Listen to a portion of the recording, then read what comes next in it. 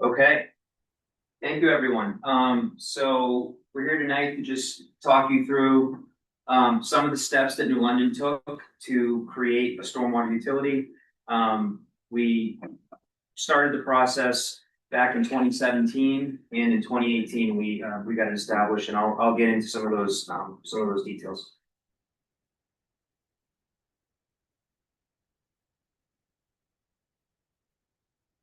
Okay. So I'm going to do a brief overview of the utility, what we did, some of the requirements of the MS4, which you all know at this point or will know soon. Talk about how we were going to fund this, whether it was going to be through taxes or a user fee. And then I'm going to go through how we estimated the revenues that we might need to maintain the system, present a timeline for how we implemented this, and important factors that led to the implementation. A little bit of background on this. So I actually took pieces of the presentation that I gave to City Council to get a yes vote on moving forward with the utility. So there's bits and pieces of that built into this. And I thought it was kind of interesting. Now that was in 2018, 2017, 2018. So some things have changed since then, but I think it's still pretty relevant in the overall process.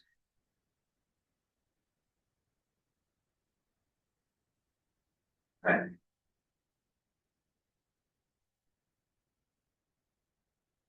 Can you get rid of this piece? Yeah. I'm not sure if that's part of. They're not seeing it online. Oh, okay. They're just I'll start talking. So remember September 11, 2015. I think the mayor can tell you that this is one of the biggest reasons that we started looking at the stormwater utility, but this was a regular occurrence. Major rainfall, fire department, police department, blocking off roads. That's a lot of water. So we had some really compelling reasons to move in this direction. Just some more photos. We had cars floating, so it was pretty significant. I can say at this point that this doesn't generally happen, really at all. It's certainly not to this severity, but Don't jinx us. yeah, I don't think it's happened. I don't think it's happened in 3 or 4 years. it's been quite some time now. So this is just general for everyone. MS4. So what the MS4 permit. Okay, MS4 permit, municipal separate storm sewer system. A lot of people don't even know what the acronym is, what it stands for. That's what it stands for. 6 minimum control measures that I think are often overlooked. I'm not going to read them off here, but one of the things that the DEP is pushing right now is the construction site management while construction's happening and then post. That's one of their hotspots right now. So something to think about. Okay. So the assets. So the city of New London, this was the original assessment. It's gone up since 2018, but estimated at $50 million. Pretty low, I would say. 60 outfalls, 1,100 drainage structures. I think now we're up over 100 outfalls that we've located, probably 1,500 structures. Anyways, the point is that this is the start, and sorry, we're letting more people in as this goes on. So one of the things that we lacked here in the city was mapping. We really didn't have any mapping of the system. Certainly not in one place. It was bits and pieces. It was, okay, we have a problem. Let's try to go find the plans. It just really wasn't working. So one of the things that we identified pretty quickly was that we needed to start doing some mapping. One of the biggest problems and one of the biggest reasons why we went to the utility is that there really was no funding for doing any stormwater work. It was always an afterthought. It was something, we run into a problem, we try to fix it. There was no dedicated funding, and that term is really important because the definition of a utility does give you that dedicated funding. So it's really good that we moved in that direction. Deferred maintenance. I mean, some of the catch bases that we ran across when we first started doing this, it had been 30 or 40 years since they'd been touched. And I think the reality here is that a lot of municipalities don't really even understand infrastructure they have below grade. Yeah, so no long-term program. It really was task-oriented. We just hadn't kept up with industry standards. Basically 2% of the system, that's $1 million a year. How many municipalities spend $1 million a year on their stormwater system? And ours really isn't as big as some of the other ones out there. So there's some significant dollars that go into making this successful. Okay. This kind of rehashes a little bit of the requirements, but it really is a mandate. The MS4 is a mandate. So, we were a holder since 2003. I would say didn't really do a whole heck of a lot up until I'd say 2015, 2016, when things started rolling. And then we really started moving on this. The new permit was effective 2017. There's another new permit now that I'm not sure if it's actually in place yet or if it's going to be in place shortly. Someone else may be able to speak to that. But at the time, this was the presentation. It came into effect July 1st, 2017, and that was another impetus for us to move forward on getting this done. And at the time, new requirements were, we had to enhance what we were doing, mapping requirements, illicit discharge, IDDE program, disconnections. There's a lot of things that came with this new permit and things that DEP was now going to start enforcing.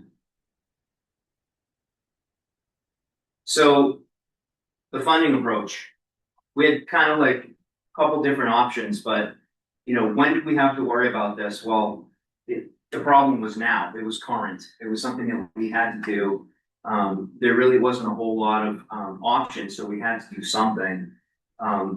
We knew that the program wasn't adequately funded, and we knew that there was additional requirements that were going to push us over the limit. There's no way we were going to be able to get everything done.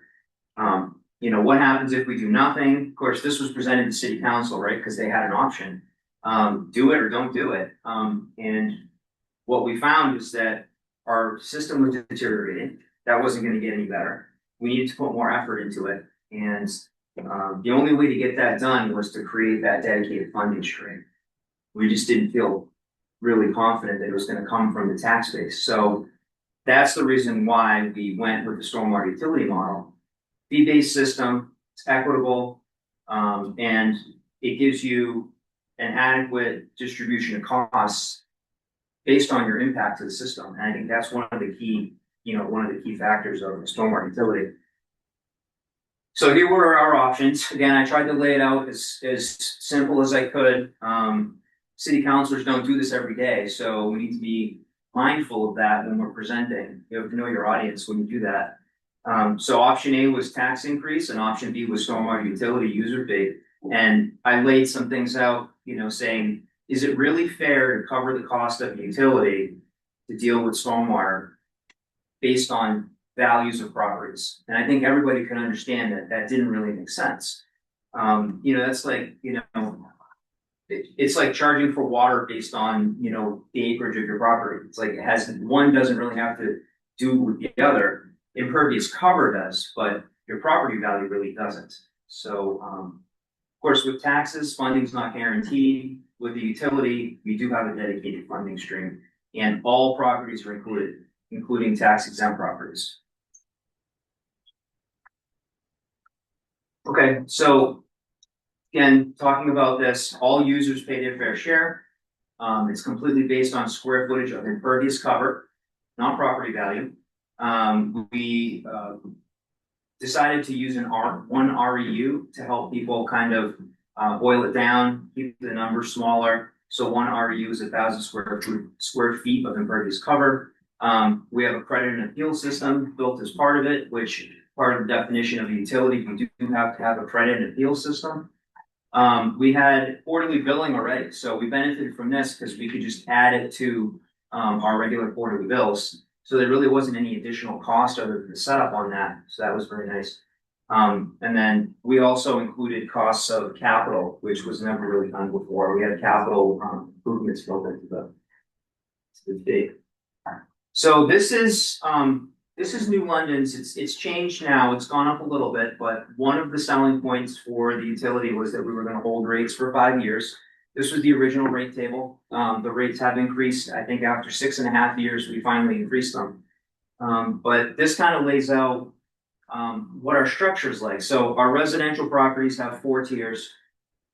You fit within a certain impervious cover range, and that's where your fee is based. Commercial, we actually went out and measured each property. First, we did an aerial flyover map, and then we went and measured each property for commercial. Tax exempt, same way, because if you look, the numbers are small enough for us to be able to do that. Municipal properties also pay. So I'll take a quick step back. One of the goals of setting up this utility was try to minimize the amount of labor hours that we're gonna go into creating this. So our credit program is very simple. Our fee structure is very simple. All of this was done basically in-house between myself and another gentleman that I work with, Brian Nixon, who is my GIS expert. And between the two of us, we kind of came up with this as a very simple process. I can go back to this after if anybody in the audience wants to go back to it, but essentially $1.3 million a year. I think we're up to 1.7 now a year to keep the process going. We've incorporated more capital work into the process. Okay.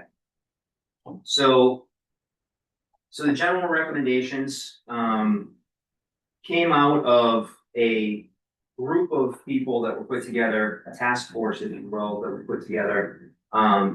It comprised of car dealerships, it comprised of small business owners, residents, nonprofits, colleges. We put all this out to them, and we met regularly once a month for about 6 to 8 months. And the Stormwater Committee came up with these general recommendations that we should establish a stormwater ordinance.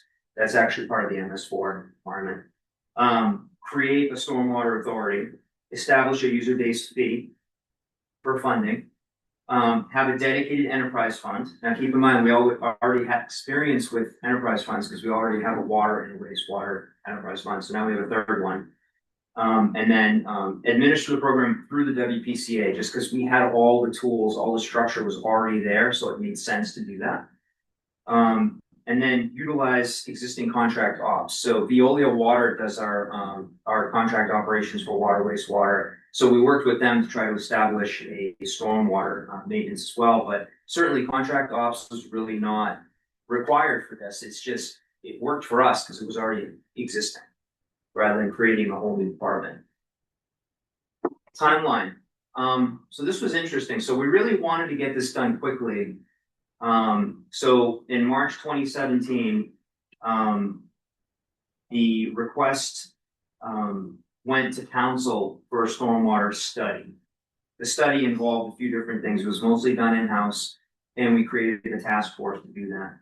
The first meeting for the task force was in June of 2017.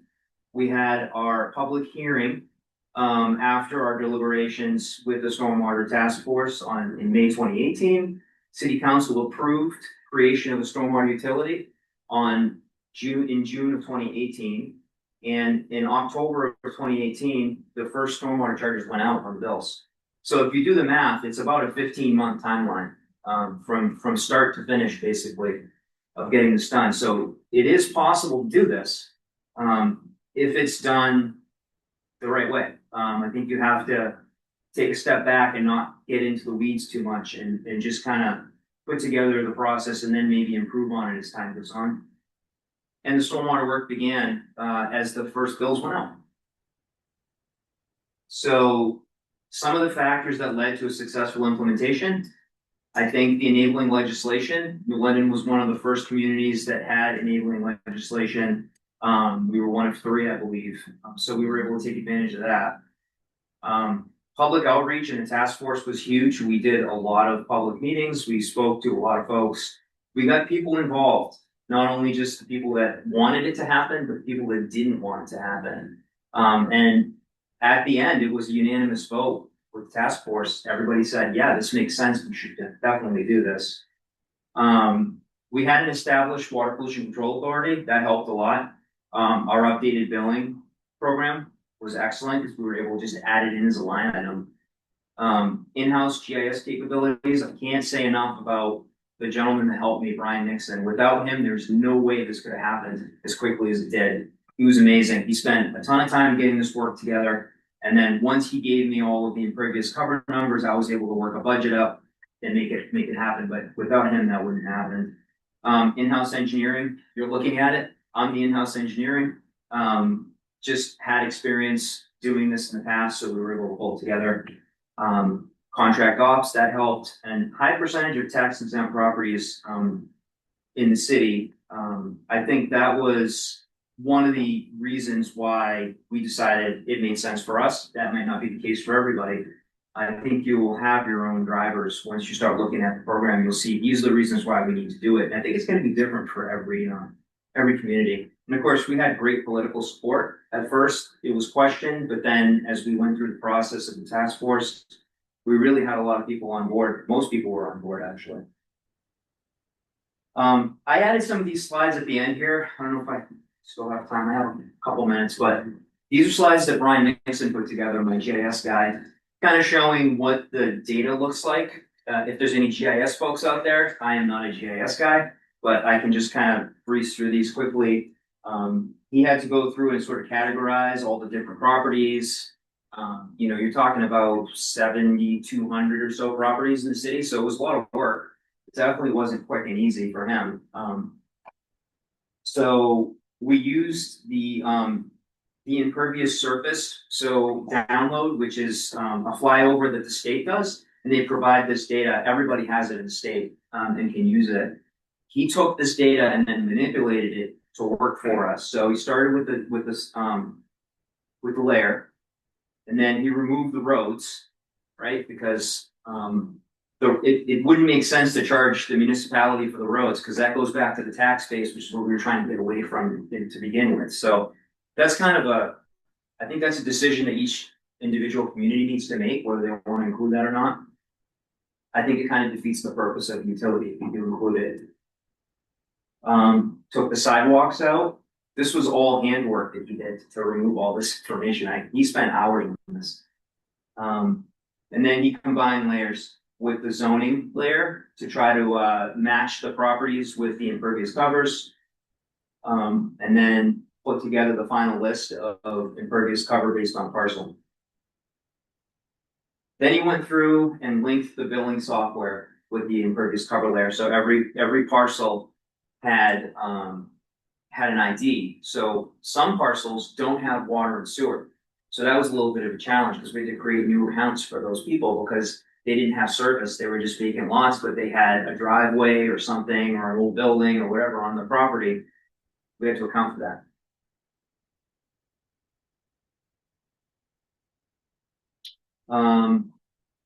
Yeah, I guess this is some geocoded addresses. Again, this is not language that I understand, but he went through and did this piece of it.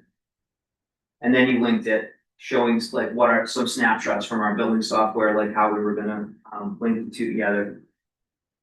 Couldn't be here tonight, unfortunately. So 561 parcels, I thought it was less than that.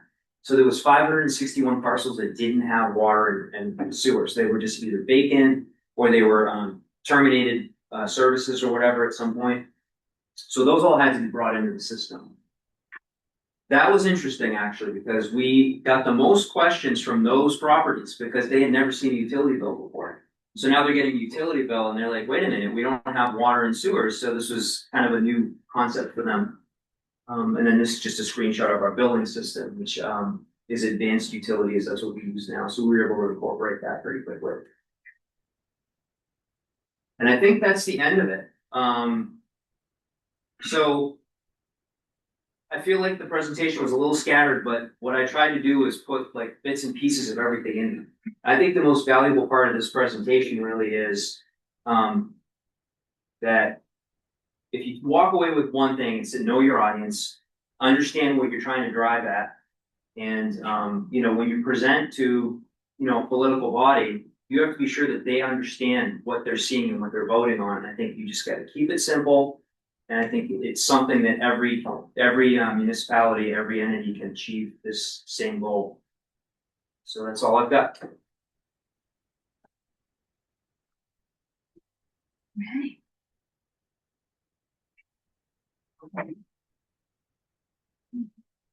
Thank you, Joe. So we're going to, like, maybe there's a couple items in the chat.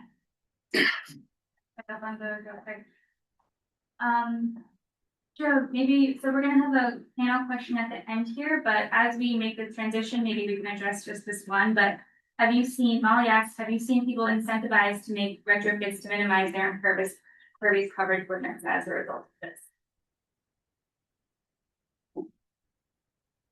I can speak from Yeah, here, yeah. right? So yes, we have. Our credit program is not as robust as I'd like it to be.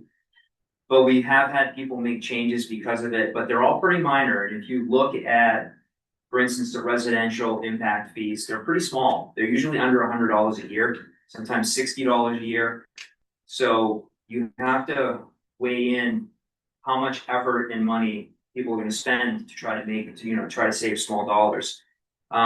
Some of the larger developments are doing that. They're definitely thinking about it. So before they put something out there, they think, okay, how can we reduce our impervious cover to try to reduce our bill? So it definitely has worked in the right direction, because I can tell you, we virtually have no flooding in the city. It has to be a pretty major storm for it to happen. So I think that process is working. All right.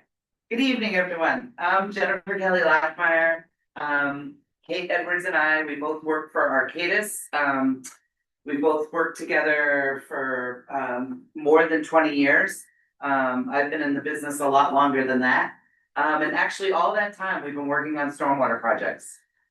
So we've seen a lot, and we're going to share some of that knowledge with you tonight. Kate and I are both out of our Wakefield, Massachusetts office, but we have offices here in Connecticut, Middletown, and Sandy Hook. And we do a lot of work all over New England. So these are the things that we were going to touch on today, and I'm basically going to talk about the overview of the utilities and the program costs, and then Kate's going to talk about building consensus and innovative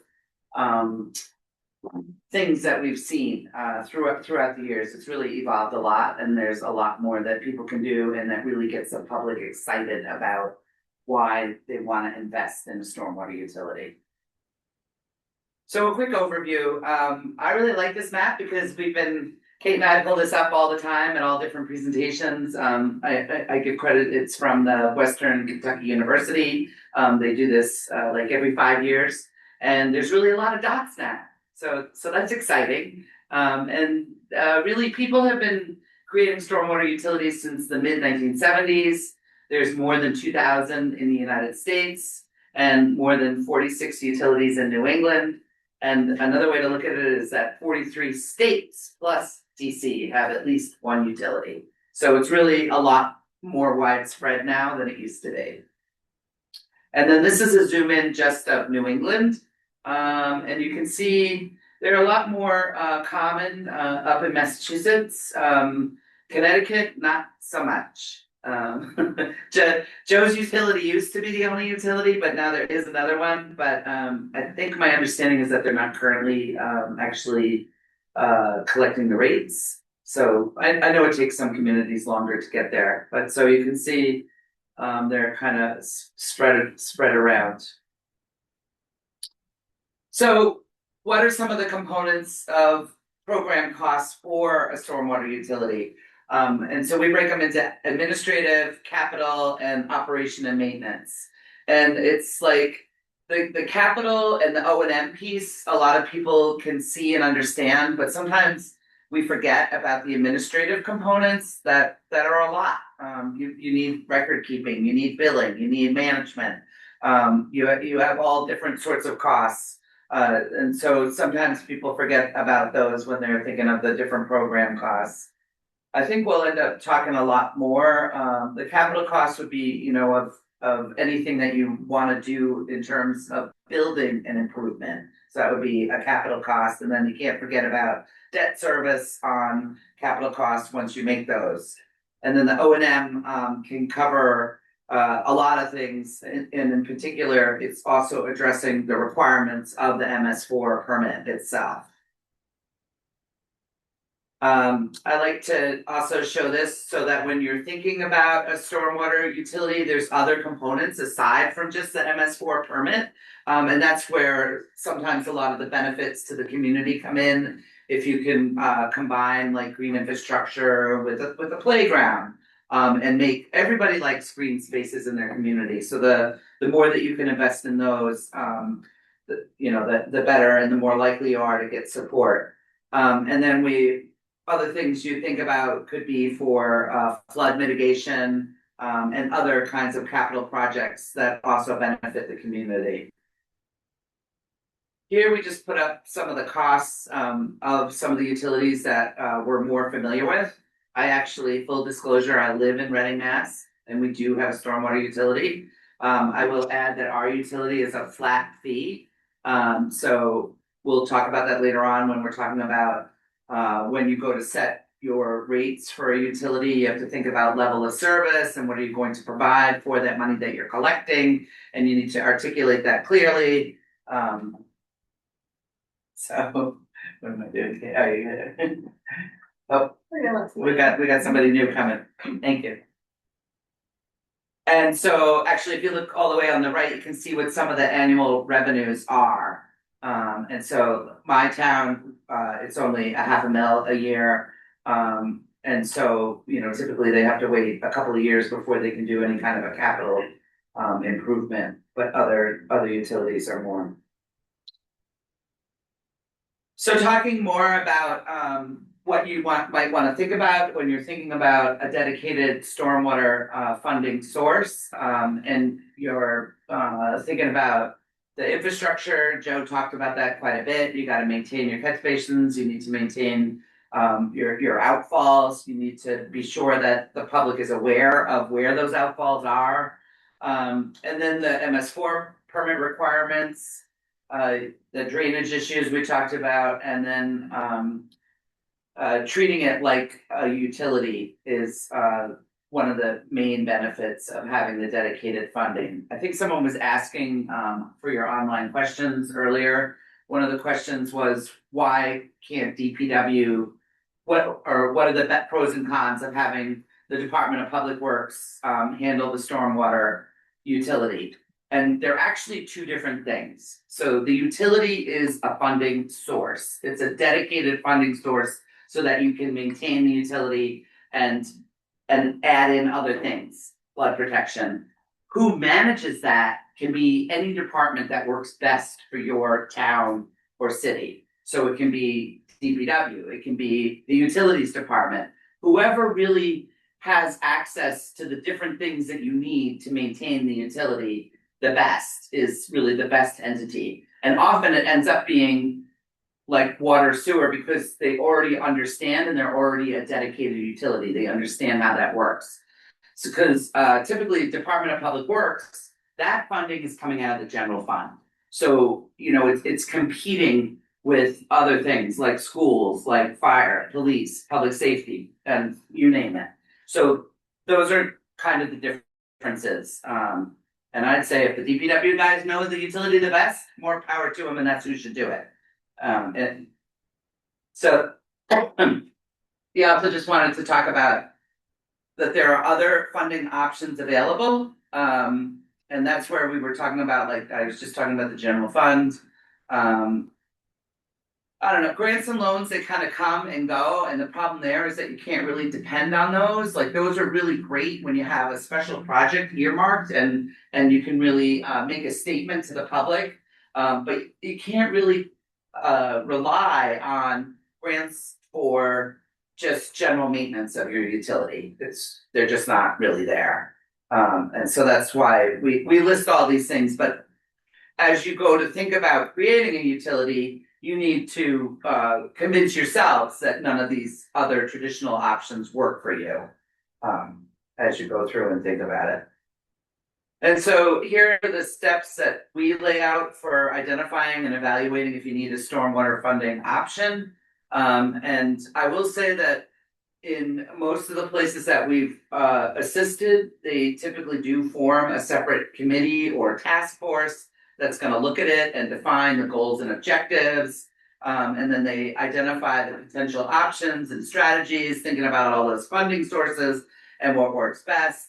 So you're kind of really, as a community, discussing, this is what we wish for, this is what we can afford today, this is where we wanna be. But you really have to come to that as a community, all together. And so with that, we're gonna switch to Kate, who's gonna talk about some of the consensus considerations of the other way. Yeah, the side arrow, yeah. So, most of my career has been spent in MS4 permit compliance. So as Joe will tell you, if there's any project that we can take credit for on MS4, we're gonna go for it, so we'll talk about that in a few minutes. But really, we found that, as Joe mentioned, rate structures vary. You can have a flat fee, you can have a tier structure, but even if you develop a tier structure, you can keep it simple. The biggest thing is to keep it accurate, so really looking at your impervious area, taking time to do that, not just relying on the layer you have from a few years ago, you know, ground truth that, especially for the people who are gonna pay the most, so your commercial facilities, big colleges, places that have never paid, for stormwater or didn't expect to pay a tax bill, they're gonna start to question it more. You wanna make sure that it's representative of local conditions, and really just making it equitable.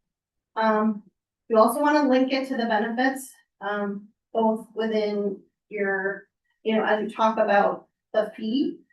So that's where credit programs and things like that come into play.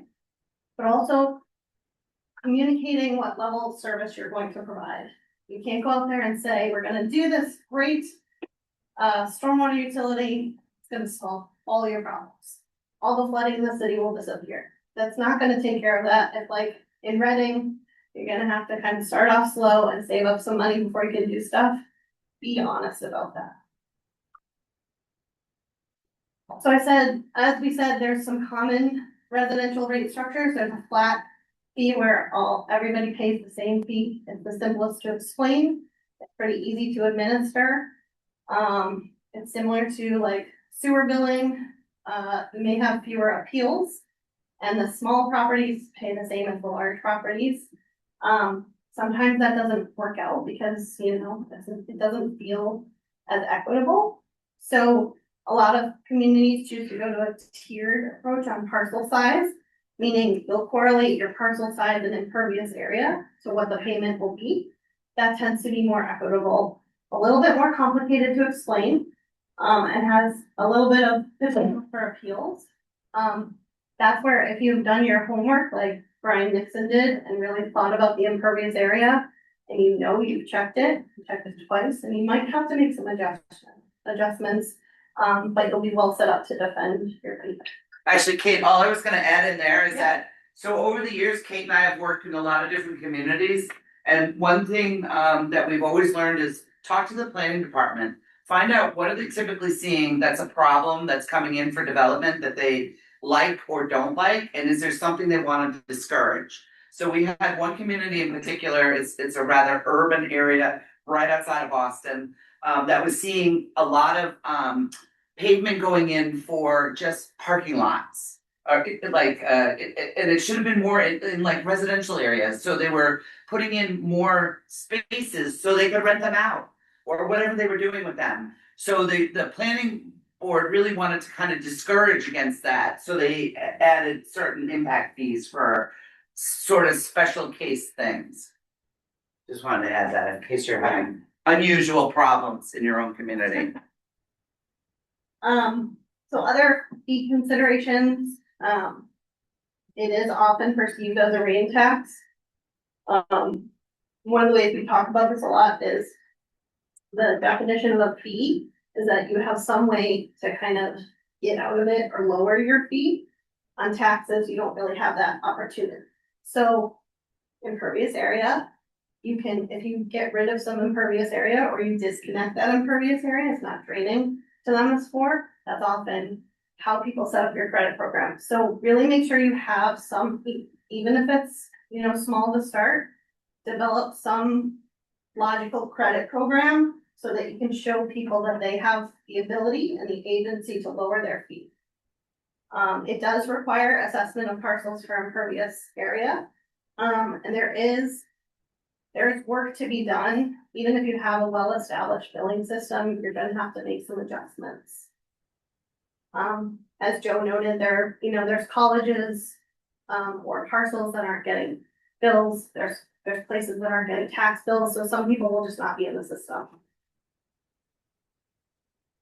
Really doing engagement at all levels. That means in that stormwater committee that Joe talked about, that Jen talked about, you're having folks from the different types of places that are going to see this fee sit in on that committee and learn together the different types of funding structures that you could implement. It doesn't have to be a utility, but often people come to that consensus on their own by what we call listening and learning together. So if they're on this adventure of learning together, they often come to this realization that that's what they need to make it sustainable. So you want staff, you want residential folks, non-residential people, other customers who might be their colleges or people who buy water from you, wastewater folks, any other stakeholder groups, watershed groups who might have a say about, you know, the water quality in the area, and your board or council.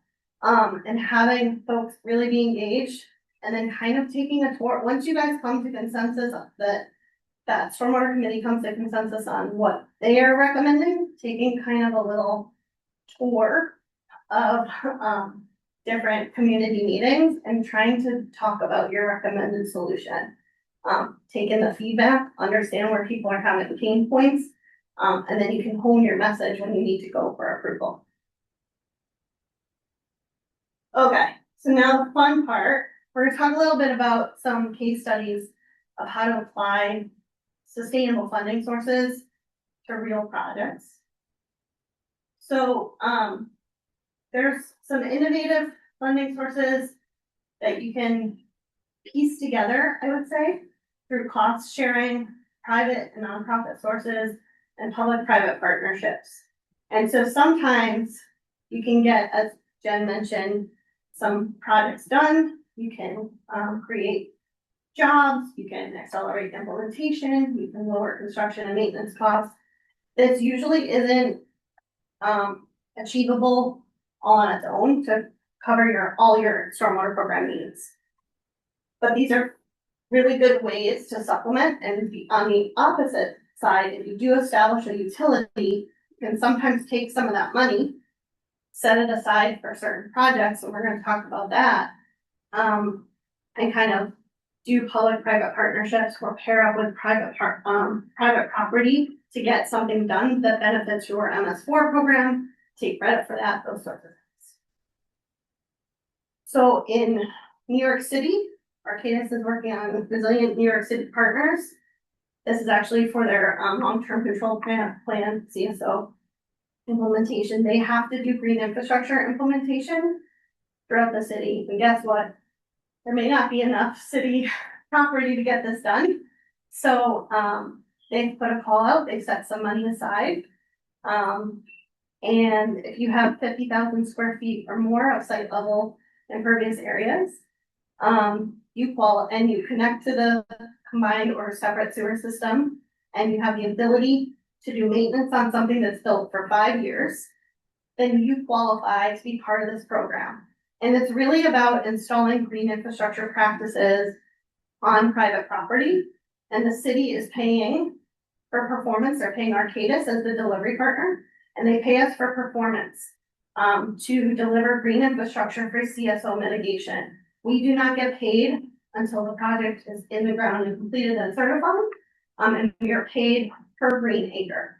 But what this is a way for the cost sharing to work between a private party and a public party. So they're getting an improvement on their property, they're giving their property for a city project. They're getting, some sort of rain garden, porous pavement, subsurface infiltration, and maybe helping with making their property look better or resolving some issues on the property anyway. They agreed to do 5 years of maintenance, and then we do the design and install. They get a say in the planning process, the assessment, the, schedule. It usually takes about 4 to 6 weeks to do construction. But it's one way that somebody's setting aside a pot of money from a dedicated funding source and putting, projects in the ground. And here in New London, I just wanted to talk a little bit about, I know Jen mentioned that stormwater utility funds can be used for, matches for grants. So, Joe and his counterparts in the city submitted a grant application to do a watershed management plan. And the money from the stormwater utility paid for the grant match for that. And so some of the things that came out of the watershed plan are actually supporting MS4 goals, resilience goals, flood mitigation. So I just wanted to touch on a couple of those things. Through the plan, we were able to do enhanced bacteria and nitrogen sampling and really understand where nitrogen was a problem here in New London. It enhanced the illicit discharge program. And it also showed us where we should be focusing our water quality based goals in the city to identify top retrofit areas. Elway Cove, this is kind of a resilience and water quality project. Superstorm Sandy brought a lot of sediment into Elway Cove. It's been there for a while. One of the recommended projects out of the watershed management plan was to look at Elway Cove and see what could be done to resolve this issue. And subsequent to the watershed management plan, another grant was received, a couple of grants together to look at this problem. And this is an ongoing project. So it will result in a shovel-ready project eventually, but right now we're in the feasibility study phase. So this grant is for the feasibility study to identify the solutions that can be done to get some of that sediment out. This was another project during the watershed management plan, Hempstead Street flooding, where there's localized ponding and surface runoff. We did a lot of work to identify potential ongoing opportunities and align planned projects with potential benefit in the watershed. And so you can see here, we kind of just put together a concept of some sort of proposed infiltration BMP. And now I think Joe can correct me if I'm wrong, but this is kind of in the process of, it's not exactly what we designed, but we threw the concept in there. And so we were able to talk with the project partners about, hey, could you make a stormwater improvement while you're here? And you'll see there's a stormwater cistern plan within this project. And then finally, one of the recommended projects was water, sewer, and stormwater ordinance updates. The stormwater ordinance that Joe talked about was largely really well done, but there were some other components of the water and sewer ordinance that could be updated. And so that was something that the city was able to do based on these recommendations. So just a small amount of grant matching funds that came from the stormwater utility accomplished, like, kind of propelled a lot of these projects into getting done or on their way. So to wrap it up, the benefits of a sustainable stormwater funding of some sort could be a utility is, permit compliance, an appropriately funded stormwater program, increased life of the city's infrastructure, improved water quality, potential for improved resiliency, you prevent fines, you have an equitable distribution of costs, and most importantly, I know maybe some of you have seen administrative orders, consent decrees, those sort of things. If you can appropriately fund your stormwater program to the point where you remain compliant, then you avoid, losing control of your program. And that can be more costly than just the fines. So hopefully we stayed within time, because I wasn't timing myself, but here's our information. We're happy to take questions. Welcome, everybody. My name is Michelle Maitland, and I am employed of the Town of Groton Public Works. I'm a project management specialist, so I'm on the administrative side, but I facilitate the compliance with the town's MS4 permit. And in that capacity, I represent the Town of Groton on SECOG's Stormwater Collaborative, which meets 4 times a year. And if anyone is interested in this, SECOG has initiated this great program to bring towns together to answer questions and work on learning and collaboration. And so you can find more about that on their website. They were kind enough to ask me to facilitate the Q&A portion for this evening, and probably because I so often have questions. And so I'm excited to be joined here by these experts this evening. For those who might have been joined late, we'll just do introductions again. Joe Lansfame from the City of Groton and manages, oh my God, sorry, yeah, New London, and who helped stand up the program and runs their program now, their stormwater utility, and then also their your wastewater and the drinking water. Yes.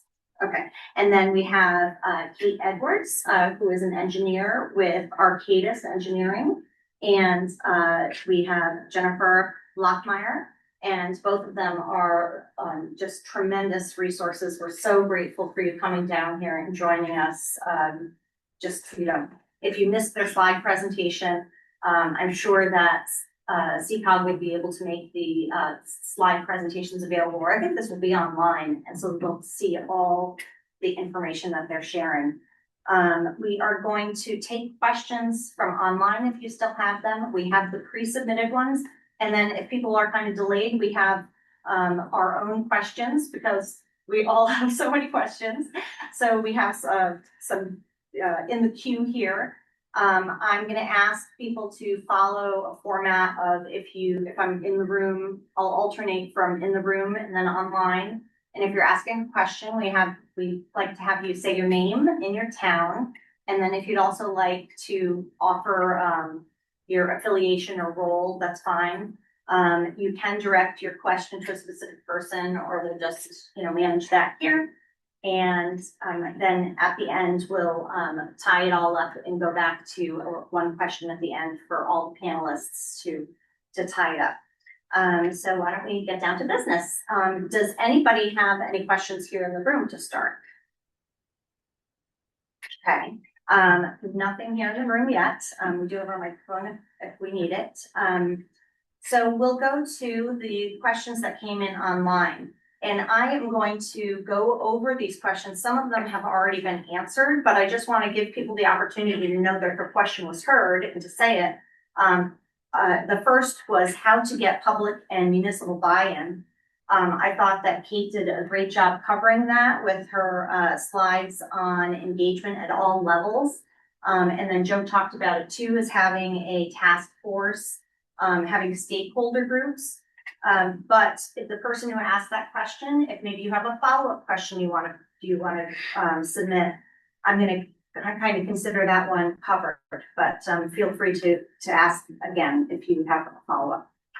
So I'll just trust that the people in the room will raise their hand if they have a question. The next question we have is, how do you know if there is a need for such a utility? And in some ways, there was a lot of kind of content on that, but this is kind of an interesting take on that question. And so let's see, Jennifer, do you want to field that one? How do you know if there is a need for a utility? Sure, I think it goes back to a lot of what Joe and Kate were just showing you in terms of do you have needs in your community? You know, are you an MS4 regulated community? That right there comes with a whole list of requirements or unfunded mandates that you need to do to meet permit requirements. And then there would be other matters, you know, are there other flooding issues within the community or water quality issues within the community? I could see where even if you weren't, say, a regulated community, but you had a super impaired water body that was cherished by the community, I could see where you might then want to. So it's really about the drivers and the desire of the town, city to have the benefits of maintaining their stormwater system and the quality of the receiving waters. Yeah. Do either of you have anything to add to that? I think Joe can attest to this too, but there are communities that time after time present their budget for stormwater and it gets cut. And if that's happening to you a lot and you're potentially missing compliance deadlines or requirements or having to defer them or defer maintenance or defer, capital projects over and over again, that starts to trigger them like, we need to do something different. Yeah, I mean, I think it's dependent upon each community. So some communities are already doing all of the MS4 work that needs to get done without a utility, and that might be the case. The one thing you have to keep in mind is that once you have utility set up, that revenue is coming in, it's dedicated. When it's in the general fund, politics change. So right now you may have somebody that's supporting that process. Well, the next person that gets elected, that may not be the case anymore. And unfortunately, it didn't stop raining and the requirements didn't stop. So I think that's something to consider, even if you don't have utility and you are meeting your goals. The utility kind of gives you that extra security that you do have that revenue that's dedicated, that is coming in, so that you can get all those things done. The requirements just keep getting more and more. They don't lessen, they just increase. So just something to keep in mind. I will follow up on a question you raised in your presentation, which I have information on, which is the reissuance of the MS4 permit. It will be deep. I asked them a question about it and they had indicated that they are planning to release it in late June. So late June is when the new MS4 is going to come out. It's been a while since there's been an update. They did have like a draft out, so you can look at the draft online. But that is coming up. And for those that don't know, because you talked about, Joe talked about if your town is meeting your MS4 requirements, every town should have on their public works website or somewhere on their town website, their stormwater management plan. And then also their MS4 annual report. And so every year, and in February, there's a public disclosure period where the towns post their MS4 report online for the community members to read and look at. So you can see and judge for yourself whether your town is meeting its needs relative to the stormwater management plan. And maybe it looks great and they are meeting the needs. But if you're maybe a clean water advocate or somebody concerned about flooding, if you look at your stormwater management plan for your town, is the plan satisfactory to you? So that's like another question. Okay, so I don't see any hands out here in person, so I'm gonna keep going back to the questions online. Is it easier to develop a program in a small town or in a larger city? And I think that you, Jennifer, had said, oh, that's easy. Well, I think there's a lot of ways to look at that. I mean, from like a consensus building way, maybe a bigger city is harder than a smaller town. I was originally thinking that way because I said, oh, that's easy, only because I was thinking more with a larger population, you're spreading it out across more people, so that actual dollar impact to each individual is less, is another thought I had, but I'd be curious to see what Kate and Joe have to say about that. Yeah, I think it depends on the makeup of your, who's gonna pay. And, that's where we talk to planning departments or utilities. You have, residential, commercial, industrial, nonprofit. And so, depending on kind of your cross section of what that looks like, it may be easier or more difficult. Some commercial and industrial entities are used to paying for these things across the country now. They're getting more used to that. Nonprofits haven't paid a tax bill, so this is a new thing for them to consider maybe, paying for stormwater. And if you don't have a lot of you know, and other folks to take on that burden, and it's all residential, you know, those folks might be feeling the pinch in a lot of ways already. Yeah, I guess I would look at it more like urbanized versus rural rather than small or large. Because we're a small city, we're only 6 square miles, but we are highly urbanized. So, one could say, well, you're a small system. We're not really a small system because our impervious cover is huge for such a small town, city. So, there could be other, really large, land area, towns out there that have hardly any impervious cover, where they really don't have any issues. I think it's more a question of highly urbanized area equals more impact to your streets, your system, your water quality when you get rain events. So, I guess if you have a problem, you have a problem, and how can you address that? The answer may be forming utility, the answer may be doing it through DPW. One way or another, it has to get done. I just think the stormwater utility is a nice mechanism to get that progress achieved. I don't see any questions, in the room yet. I understand, I saw that one came up. I don't know if, I'll finish going through the questions online, but then we can go to that there. So the next question was, how long did it take New London to establish a stormwater utility? And Joe did answer that with about 1.5 years roughly, right? Yeah, it was about 15 months or so. Which I have to I was floored. That seems crazy fast. And I am curious, I wanted to ask Jennifer and Kate if if that's standard, or if all those other towns that you had listed that you've worked with, if they've gone as fast. I would say we've seen a range, Yeah, honestly. I was shocked with one community where they had us come in and asked if we could help, and we were looking at town meeting in like 4 months, and it totally got through, it got passed. There, I think that's just because you had such a dedicated group of public employees, and when they said this is the right way to do it, the town was like, okay, yeah.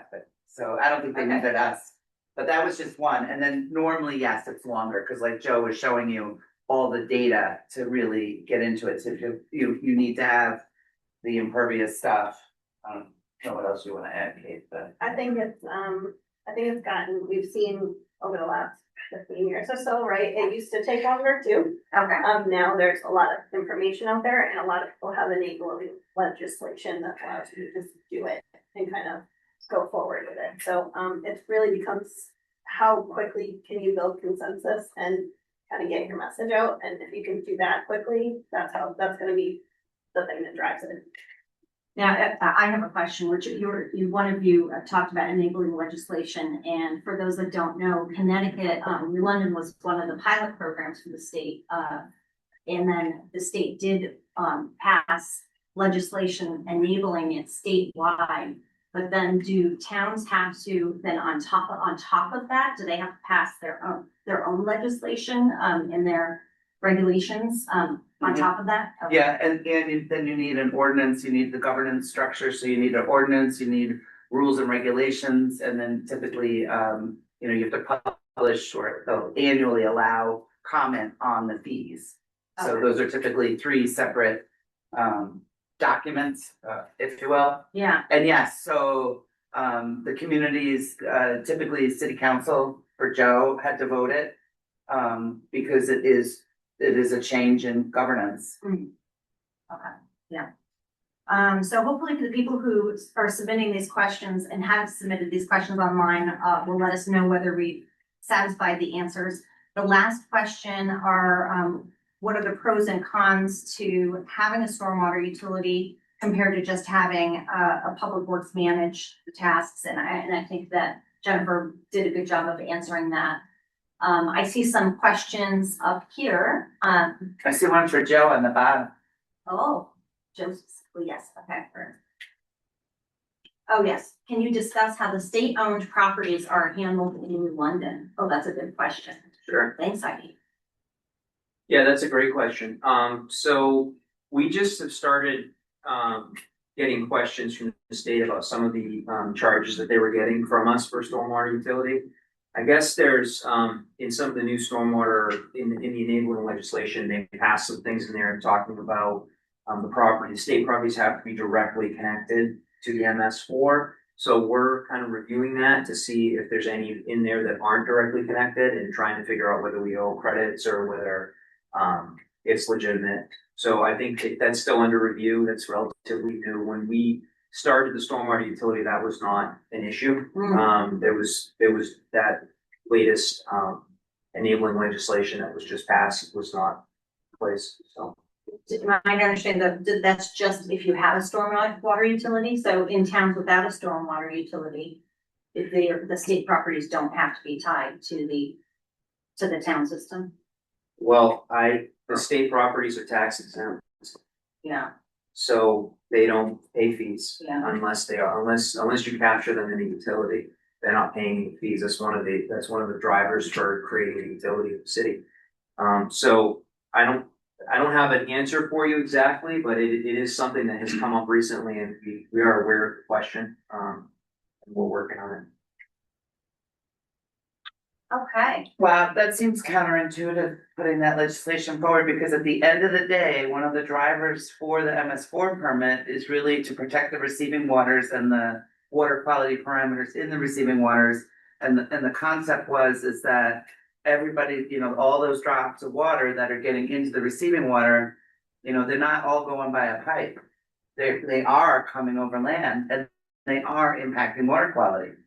So that's a good upsetting. point. No, that's a good point, Jen. So a lot of people don't really put this together, but the MS4 permit is a water quality permit, not a water quantity permit. So anything that impacts surrounding water quality really needs to be captured in this. And when they passed that enabling legislation, there were some things in there that didn't really make sense to me. Let's just take a step back. The state DEP is who requires and administers the MS4 permit. The same state entities that are in a different division are saying they're exempt from paying the fees because of XYZ. So it is a little counterintuitive. Oh, we are revealing. It's a great question that Heidi asked. I mean, it's a great question. So. Excellent. Okay, and then we have, Jana has asked, can you describe an example of the adoption of the utility fees changing behavior? And that would be in in New London, but. Yeah, I can talk about it in New London. I would say that, we have had some folks in the city that are environmentally aware, that have taken the opportunity to make some changes. And I would say some of the larger developments have also made some changes. But as I said earlier in my presentation, the way the fee structure is set up in New London.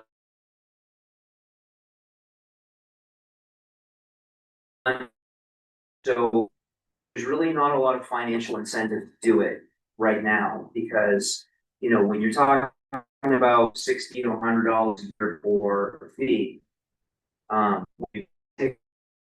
what invest to create something that would give you a break on that. It's really the payback period would be like 30 years. So it's hard for people to say, hey, I'm gonna spend $3,000 putting down, pervious pavers. But we do see, for instance, here, if for those that are here in person, you can walk out and see it, but the parking lot out here is actually pervious pavement. And that was one of the things that was put in to reduce their impervious cover. So things are happening, things are changing.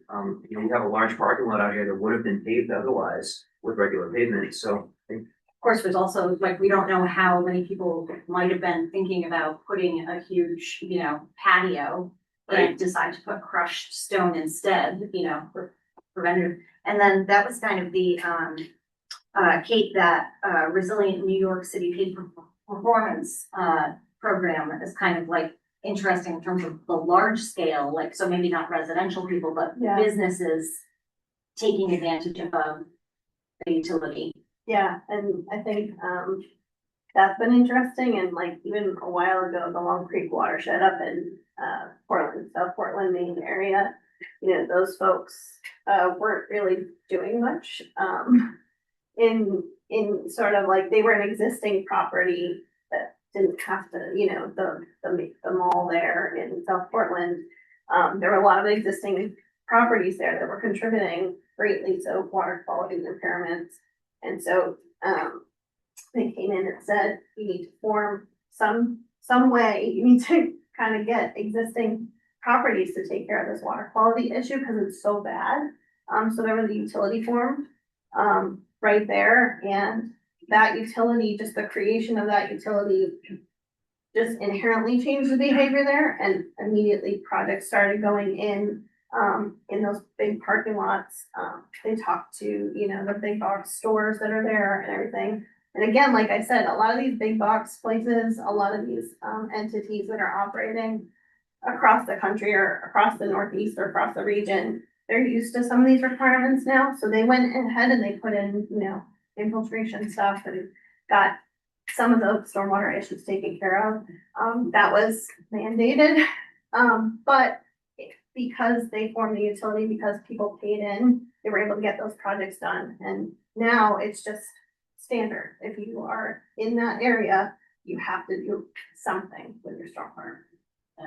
So I have one last point to Yeah. that. So, one of the other things that sparked my thinking on this is, ever since we started the utility, all plans for development, I review all of them. So when I first started reviewing these plans, I was seeing, stuff come in, was all over the board. Some developers would put, some features in, others wouldn't. And I would say within about a year and a half, I stopped having to really ask questions about it. They just knew what they had to submit in order to get it through planning and zoning. So I think that was one key thing. So I would say that's not specifically a utility fee that caused that, but having the utility in place and having the conduit of the plans having to go through the utility director and get those reviewed has changed behavior for sure, because now everything that comes before me has some sort of stormwater management plan, has some sort of mitigation needs on those properties. And the way we wrote our ordinances, it doesn't matter the size. You don't have to send it back and then get it back. Right. No, but the language itself is very broad. It says you may be required to put in stormwater control measures. And if we require you to do that, you just have to do it. And it's very broad, and it allows Joe to have flexibility of what he's gonna ask for. Yeah, and there are sensitive areas that, that some spots, there's no way we can handle any more impact on the system.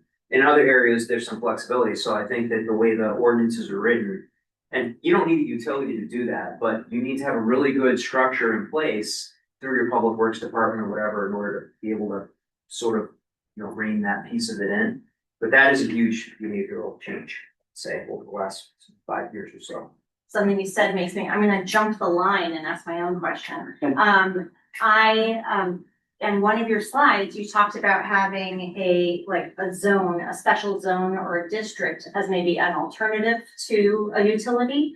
And I wonder what you have to say about the communities that are large enough that they might have an area where there's either more flooding or water quality issues, or more savvy audience who is more environmentally conscious, and that they are kind of ahead of the curve, or the regulations are kind of like they have more need. So what would you say about kind of a town managing the sequencing of would you look at, could you have a zone or a district with a fee or, with a special assessment that then, a few years down the road gets wrapped into a utility if the town overall isn't ready fully to do a utility, but might be able to manage a special assessment based on that single neighborhood? I can start that one. Yeah. I'm not a lawyer, I will say this. Equitable is coming to mind. Yes, special Equitable. assessments are great if you're gonna do something like better at that, through a tax. But typically those are better back over a long term. So it would be hard to wrap something like a betterment into the utility fee a few years later. Special districts, which charge a fee, that is more tied to the service that they're providing within their own special district, or that they, get those fees. You still have to have an entity that is willing to take on the administration of that, whether that's within the district itself, and they manage themselves, or from, the utility or municipal side. And so, they're totally doable, but a lot of times, if you're doing a special assessment to somebody's taxes, that's very specialized in terms of what you can do, the benefit you must provide, and how long it will end up being on that person's bill, tax bill. And then if you form a district and you have a fee structure, somebody has to manage that.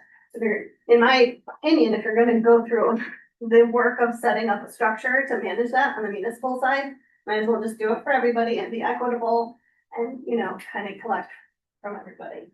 So take the time and do a utility community-wide is what I'm hearing you saying, Yeah. rather than try to like piecemeal, like. Yeah. Yeah, we've definitely helped different communities where they've done the utility throughout the community.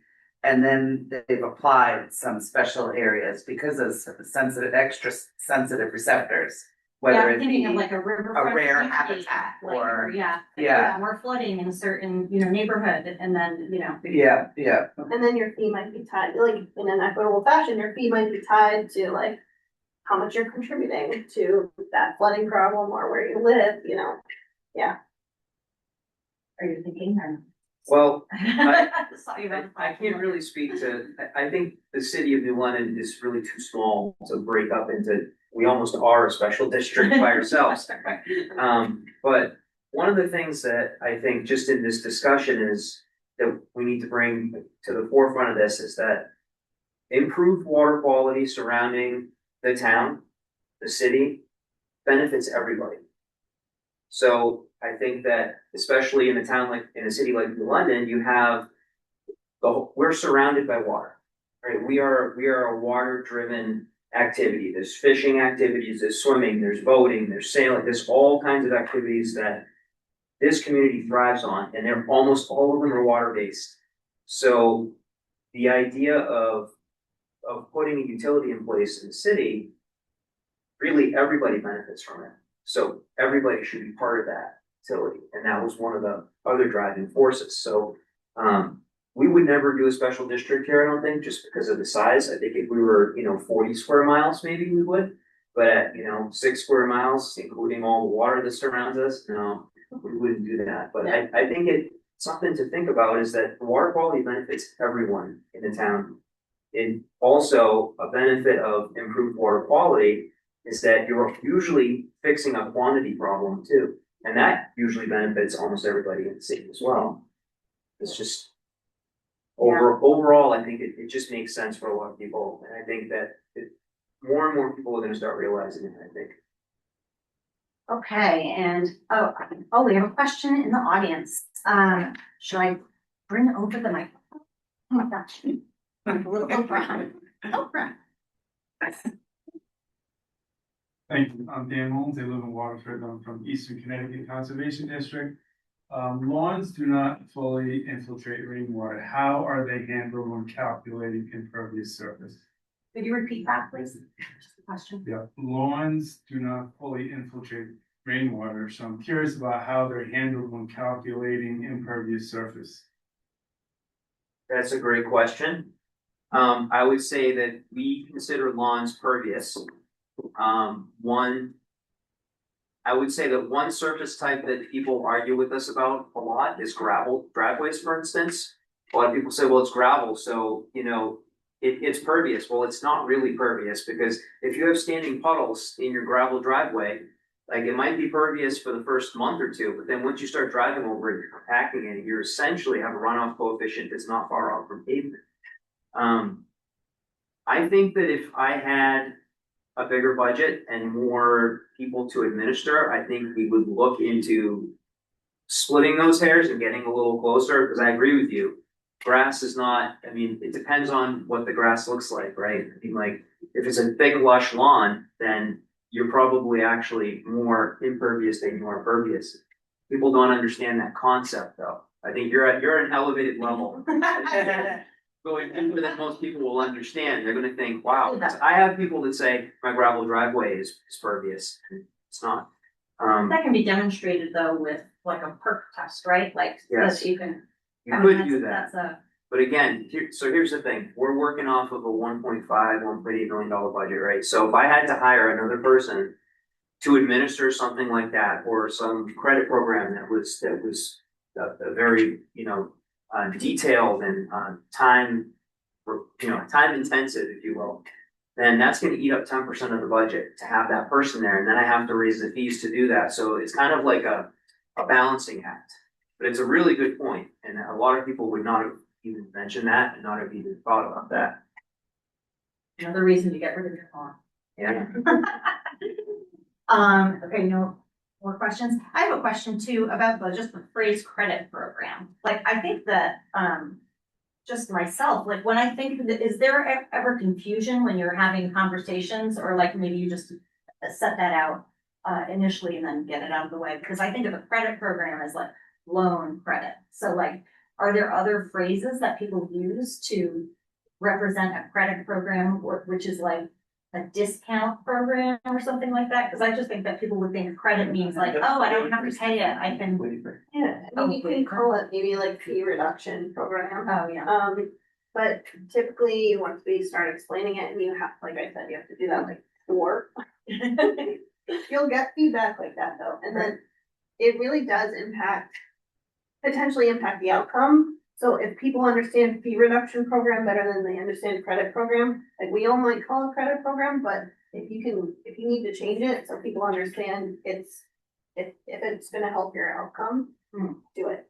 Yeah. Don't use the word tax, so. It's not.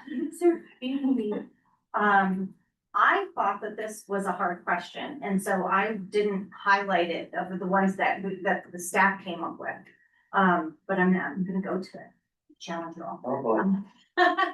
What strategies do you recommend for aligning utility operations with MS4 requirements? Now, and I'm familiar with the MS4 requirements, so I mean, it's like, oh goodness, this seems like such a handful.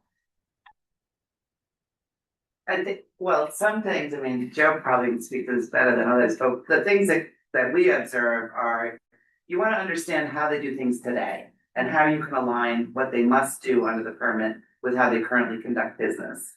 And then give them special tools. So we're big fans of apps and things that they can take with them while they're in the field that will help them to meet permit requirements.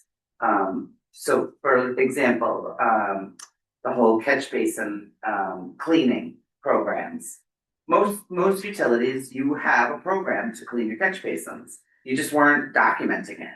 So we've given apps to the actual, so whether you bid that out or however you're doing it, we can give an app to anybody and they can fill it out. And then now you have the data, and now you can actually be like, oh, I don't really need to clean that area every year. I can do it every 3 years, and it'd be better if I go here twice a year.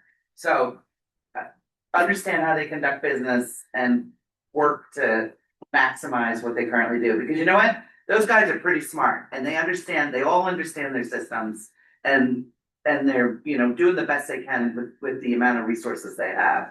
That is unsurprisingly a great answer. And so then just, it really means there's not really a single way to align, but just every community is gonna be different, and it's how they do it now. And then there's gonna be kind of like a cross Yes, check to the, yes. what the utility. And communication is key. I mean, one thing that that we found out pretty quickly is that the owl.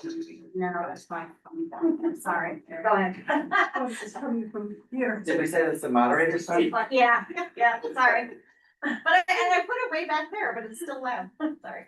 Go ahead. That's okay. What were we talking about? You can think about it, and we The can come back alignment to, of I can utility just say. operations that must work. Yeah, so I think with New London's case specifically, I can tell you that we started with, very little that was happening. And we structured the fees based on what we knew was the requirement. So we basically really took it down to how many man hours, how many catch basins do we think we can clean? what kind of equipment do we need? And we literally backed into the fee that way. So I think if you're, it depends on where you're starting from. And your DPW may already be doing all these things, so you have to back into that. I will caution though, that if your DPW is already doing that, and now you're gonna create a utility, there are gonna be people out there that are gonna say, well, where's the tax reduction to offset the utility fee? And that's a valid point. We didn't have that in the one, because we weren't really, there was no line item in the budget that said, this is stormwater. Yeah. There wasn't anything. Oh, wow. And not just in London, we see that That repeatedly. happens Everywhere, in a lot all of throughout places. Now, England. it doesn't mean nothing was actually happening. I mean, if there was an emergency, something happened or whatever, but generally speaking, for decades, there wasn't really anything dedicated to it. So I think it kind of depends on where you start and where you want to end up. And maybe there's, I'm gonna jump in, because Groton is one of these communities, but I'm sure that there's many, and this is what you're talking about. It's like we own a vac truck, so we do our own catch basin, cleaning. And we have a sweeper truck, so we do our street sweeping. And so and they are great. We have a great crew. There's the names, good job, our Groton crew. But like, say for instance, the stormwater utilities set up, can those stay in public works? Because there's other, it's the infrastructure, it's the undersized and aging infrastructure piece that might be more of a concern. So can you set up a utility where where it's parsed out and some things do stay?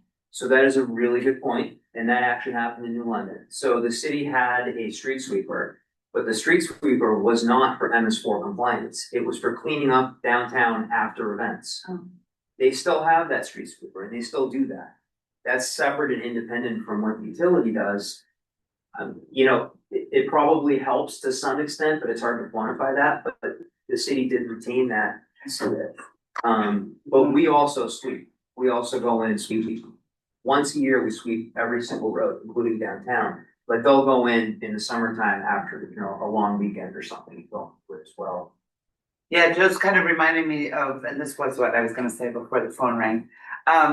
One of the so through your own good housekeeping review, those are really helpful to conduct and to actually draw in all the different departments.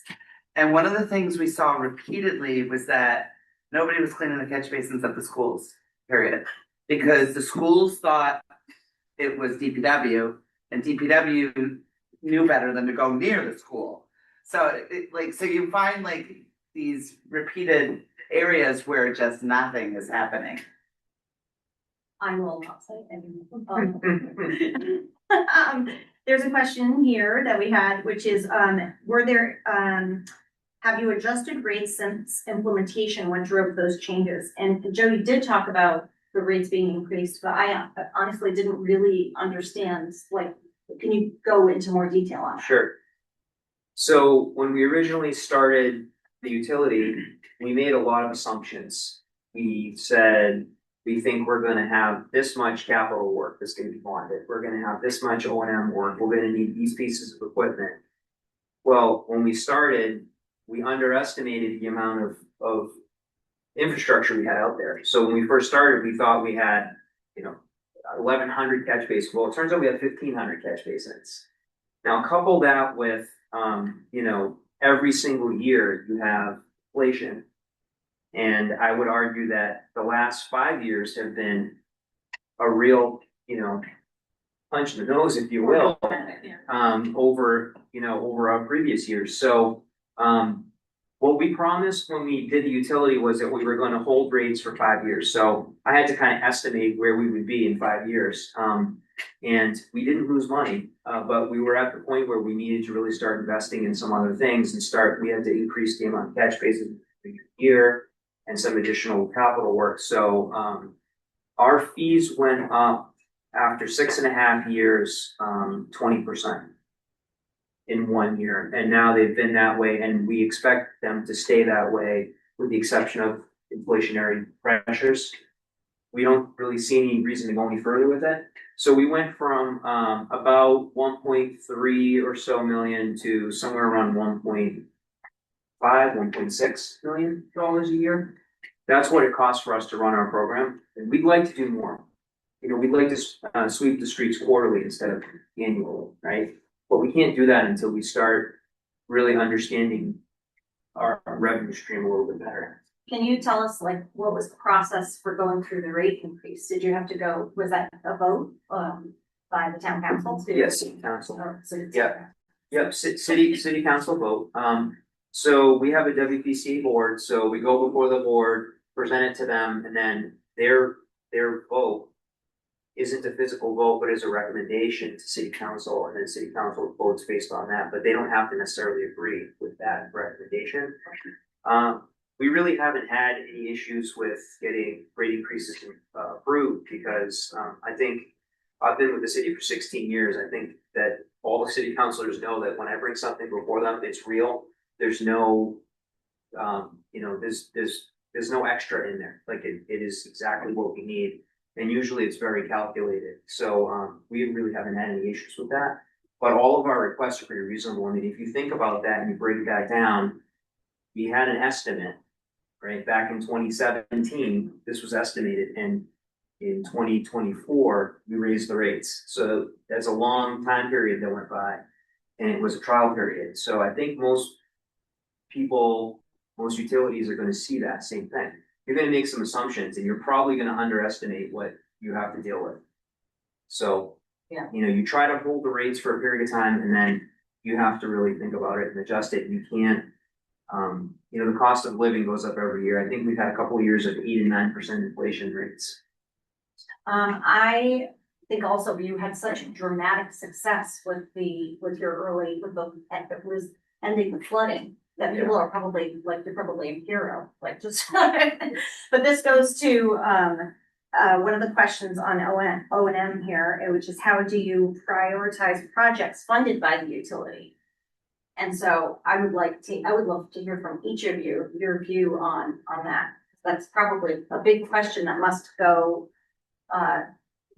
in the public discussion is like, how are you gonna decide what things to do with this money? One of our favorite things.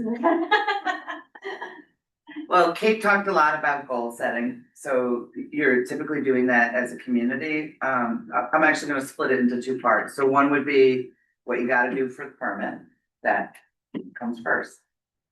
And discussion. Then there's the things that we want to do as a community. And so there, it's really important to make sure that you set goals, as a community, everybody's in agreement on what the benefits they want to see from, this investment that they're making. And then we like to get into voting. So have a public meeting, invite the public and let them vote. So you give, everyone gets so many stickers, and we'll have pictures of the different projects that we're thinking about. Totally get to vote. So not like vote as in like in a No, question on it's, primary. right, they gotta come, Community they gotta engagement come, yeah, and- it's more about the community Okay. engagement. And Kate can probably expand on that more, I don't know, Joe might Well, have I a different think- opinion. tying your, what you have to do or what you're gonna do back to the level of service you set the expectation for, right? Is really important. We're not gonna solve all the flooding problems like Joe, but we're gonna get something done. And then you have to be a good salesperson. You have to be you yourself, or find a champion in the department or whatever, who can go out there and say, yes, we have to do these things for MS4, but here's what we're accomplishing, and talk about your accomplishments and show them the benefit of those things. If you can do something a little bit flashy, or, we were able to work with the school to put in this little infiltration or bio-infiltration garden and show it off, and school kids come out and there's a picture or whatever. Like, if there's some little thing that you can show off as like a pilot or a quick win project, do that. If it's compliant with MS4, all the better. And then anything you are doing out in the community that you can take credit for MS4, always take credit for it. That is a great way to put it, because I think the MS4 program is really about slow and steady improvements. I think that's what he's really looking for. They're not expecting everyone to be a superstar on the first day. So I think that's that's a really important thing. The other thing is, I think you can drive how much you do, by how you set up your utility and your budget. So for instance, we have a percentage of our budget that we put aside every year just for these types of programs. So for instance, Alewife Cove, right? So Alewife Cove has a major water quality issue. It's a major water body, and a lot of people really love Alewife Cove, and it ends up over at Ocean Beach. And so we put in either in-kind services or some small amount of money, as well as Waterford and the Alewife Cove Conservancy did, to help that project along. And I think Arcadis is actually doing some work with that grant and another grant actually that is being worked on. But we take part in that, and that's something I think that's really important when you set up your budget. Whether you have utility or not, you should be thinking about these projects. And I do it every year. So, next year I'm really thinking about trying to fund some sort of green infrastructure on a city property. Just a showcase, like let's try to do something here. Do we have, a real concern in this particular area? Is water quality, is it sensitive? Is what can we do to help improve these? And I think you're not talking about big dollars. Sometimes these can be done for $10,000. Sometimes it's $100,000. Really depends. But I think that's really an important piece of it too, is that you need to be able to show that you're making an improvement. And sometimes numbers don't mean anything. People want to see something physical. Yeah. I think that's really important too. You mentioned Alewife Cove and it's in Waterford's participation. So did you split it halvesies? And so it's a two-part question, the Alewife Cove as an example, but then are there any out of your stars on your national map? How many of those, if any, are actual watershed boundaries like that are regional stormwater utilities versus a municipal? Oh, I can only speak to New England really, because it's only, and I'm gonna say there's only one regional. Just Long Creek. Right. Oh, And Maine. there's one. Oh, okay, Yeah. that's great. Yep. Or how deep into it are they? They're pretty far along. Gosh. Yeah. Wow. Oh, They do a lot of really cool That was projects. sort of a mandatory one, so. Yeah, so that's a good point. And actually, now that you say that, that reminds me, so EPA forced that. Oh. And there were 3 in the Yeah. country. Those, And they- a residual designation authority Oh, was used okay. by EPA to say you have to do something here. So but that's how they handled it, like, they weren't told how they had to do it. Yeah. But they all got together, the entities, and decided to form a utility so that they could collect fees from these big, impervious areas and commercial properties and start to put stuff in. Yeah. And I think everybody's seen the benefits of it, so. Yeah, People just have come to expect, like, if you're developing that area or coming into that area, you're gonna have. Okay. And then to Alewife Cove and Waterford, New London's sharing of that project. Yeah, I don't remember exactly what the split was, but I know that, well, New London took the lead in the labor time. I know that because we've done most of the interactions, but Waterford was definitely contributed funds and they participated in the meetings as well. So they definitely felt the need for that. So I think it's been really cooperative. Like the relationship on that has been really cooperative. And I think that, both communities are really excited about the fact, and the Alewife Cove Conservancy is excited about the fact that, this is happening. So I don't know the exact numbers, but it was a pretty equitable Yeah. split. But the other thing I wanted to mention about, you mentioned regional utilities. Yeah. And I think that, I guess I would caution on regional utilities in one way. I think they can be managed regionally, but I think boots on the ground need to be local members of each particular community. Like, for instance, you don't want to hire, a group that's going to go and kind of rotate through communities. I think it makes more sense to have it potentially managed, but then the workers have to be people that understand the system. Mhm. Because otherwise you're gonna lose a big piece of that. So one of the nice things with us was all of the people, we do use contract ops, but all of those guys are all new guys. So they know the system. they know the area, they know the flooding spots, they know. And you say contract ops, like, Yeah. what, I mean, So we use Veolia Water for so you're contract just operations. taking a contracting Right, company. so they're not physical city employees, but they're all former city employees. Oh, okay. So they So- all sorry to understand, interrupt it. So it's not on a project basis, it's on an ongoing basis. right, it's on an ongoing basis, right? So I think, for instance, Groton, you have people that work for Public Works right now, right? They know the system. Oh, yeah. Okay, maybe Groton doesn't wanna have a utility directly just for Groton because maybe it's too expensive or whatever, maybe it makes sense to share the management of that Mhm. on one entity, but I think when you get down to it, boots on the ground need to be people that are from that community, that understand that community. Public relations go better that way. Yeah. Okay. People, they're more, I guess, invested in the community Well, too. and just the knowledge that Yeah, there's- our employees, our roads and streets crews, Right, oftentimes feed information to the GIS or to engineers that are super useful because they are every day working there. So they really have a much deeper knowledge that is being tapped and they get credit for. right. So, So I guess I'd like people to kind of think of utility not as just this separate magical entity that does everything right. It's a piece of a solution and it depends on the community how much you want to employ that solution. Just gonna do a quick time check, so probably like one more question? ooh, one more question. Okay, so, From the audience, well, is it, anybody in the room have questions? last call. Last call. I will do a quick question and then I'm gonna do a wrap-up question. So my quick question is, do you know of any innovative technologies that can improve MS4 compliance efficiency?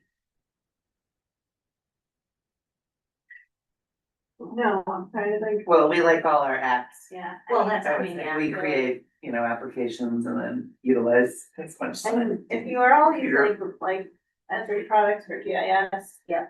They have dashboard capabilities built right in.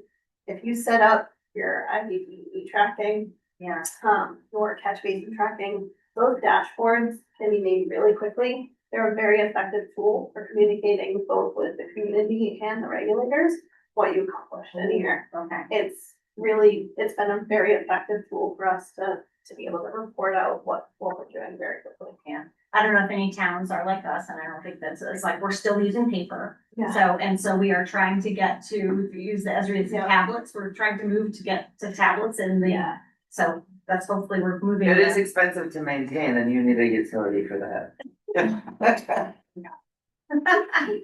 Okay, so why don't we finish with, and this is really for all of you in your lessons learned. And before I finish, I'll do another pitch for SECOG's Stormwater Collaborative, which is 4 times a year, and they have a website or a page on their website that has content and it's great for learning. So if any of you towns are in, I guess we're not Eastern Connecticut, but Southeastern Connecticut, please join us, and you don't have to be an MS4 town. If you could start over, what would you do differently?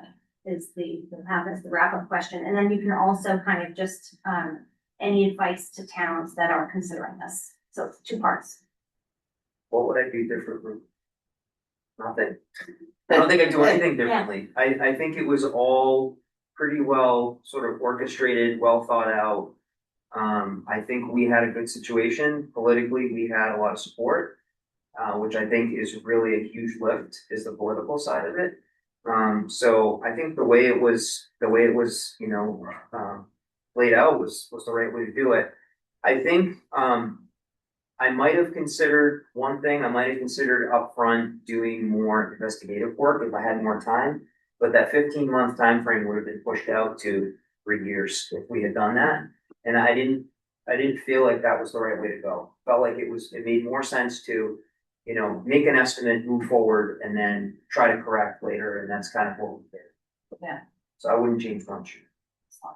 Okay, and I know that you are the works that you've done.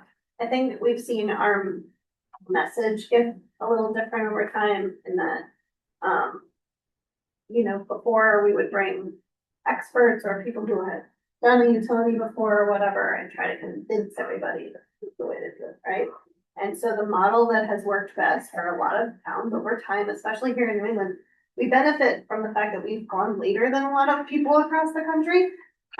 But what we're seeing across, you know, the region and nationally is if you get those community partners and people from all different parts of the community to sit together and learn about it themselves, they become the people who sell that message. They become the people who go out and you can have experts or people who are done the process before sitting in that room and guiding the process and talking through options or the technology or the fee structures or whatever. But if they are learning together, they're gonna come to the right conclusion for that community, whether it's a utility or something else.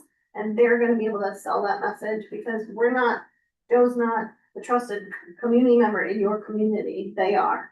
And so if they can go out and sell that for you, it just makes all the difference.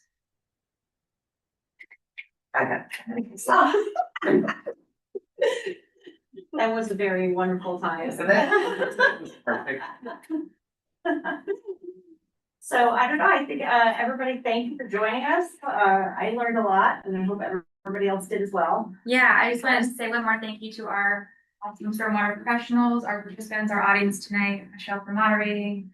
But we hope you guys got a lot out of it. We will post hopefully we'll post the slides, we'll chat about that, but we'll post the recording online. Doesn't matter what the but yeah, additional information will be available and we'll send out a link to that stormwater page to all the participants tonight where you can access those resources. Just a big thank you to everyone for the time. Thank you.